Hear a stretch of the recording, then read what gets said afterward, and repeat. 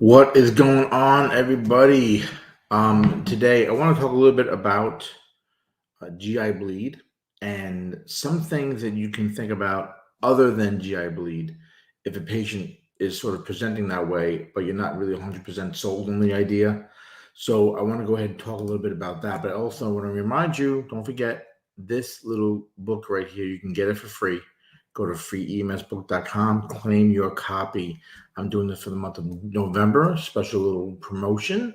I just ask you to pay a small little shipping and handling fee if you want this guide. It sells for $20 on the main website. So, talking about um, GI bleeds, guys, the one thing that, of course, you want to think about your risk factors, right? And medications are a big one. Patients that take anticoagulants or NSAID. And those are my puppy dogs barking in the background because they love to bark whenever I'm trying to make a quick video online.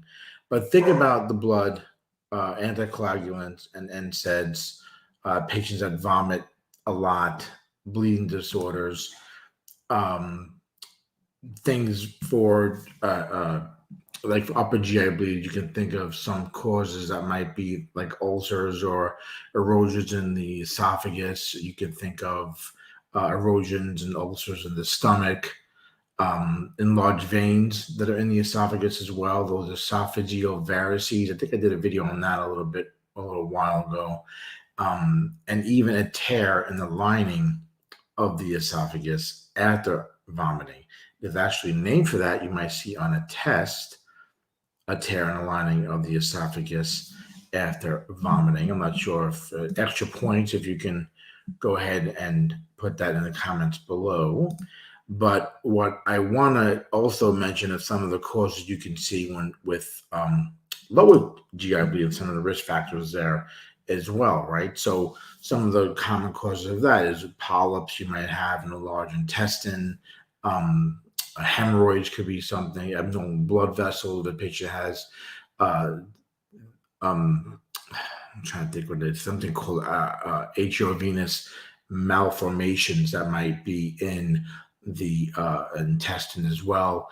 IBS, the inflammatory bowel disease, and even something like colon cancer can all be sort of causes and risk factors for patients that have a upper or a lower GI bleed. Now, what you want to think about, what I want to mention today is kind of focus a little bit on some other things that you can be thinking about with GI bleed. So when your patient's telling you they're vomiting blood or that they maybe they're have blood in their stool, think of things like for upper GI bleed, things like a peptic ulcer, gastritis, um, things like that. And when you think of things for the lower GI bleed, think about things like inflammation, like infections type that might be causing it. Okay. And like I mentioned before, something else that could be causing it, like hemorrhoids, fissures, um, diverticulosis could be something as well. Now, I just want to talk a little bit about things you'll see in the actual GI bleed itself, which of course we know the vomiting of blood, right, for your upper GI bleed. And you might see different elements of this where people might say to you, oh, well, it's going to be bright red blood, or it could be dark red blood, or the coffee ground type vomit, right? The coffee ground emesis. And it's going to really depend upon how long the blood is sitting in the patient, how frequent it is, how much it is, whether it's going to be bright red or dark. Just to understand that when you're looking at when it comes to exams and how a patient might present, that coffee ground emesis might be one of those things that you're going to look out for. Okay, for those that upper GI bleeding.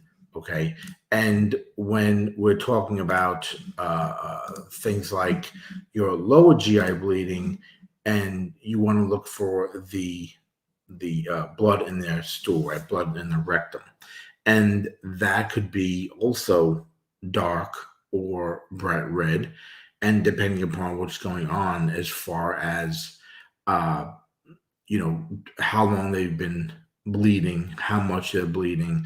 Some patients may have some symptoms or may have some other issues going on where even the blood is not that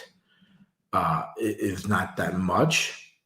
So when we talk about that, if it's just a small amount of blood they're losing at a time, you might not see much when they are going to the bathroom, right? When they have that lower GI bleed.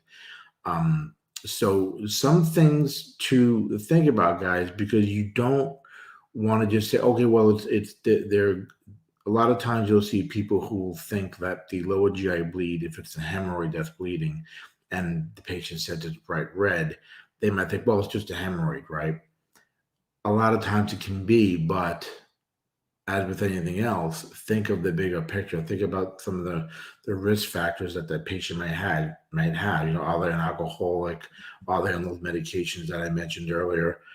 So it kind of drills down a little bit as to what it might be. Okay, just because it's bright red coming from the rectum doesn't necessarily mean that it is not a GI bleed. Okay, so again, it could be dark tarry stools, it could be clots, but it could be bright red as well, depending upon how frequent it is and how rapid it is. Okay, just some things to think about, guys. I want to just cover some of this stuff today and just talk about some of those key elements when it comes to gastrointestinal bleeding. And for us in EMS, a lot of it is supportive, right? Paramedic level, it's IV fluid, it's monitoring the vital signs, it's maybe monitoring EKG for any arrhythmias that might be developing from it, right? You're not going to give anything to them by mouth, let them drink anything or eat anything. A lot of times that's what we are for us in EMS. There's not a lot we can do to stop the bleeding out in the field, right? Something else has to be going on. Sometimes it's medication that the ER gives them, and sometimes it's depending upon upper or lower what type of medication that they might give.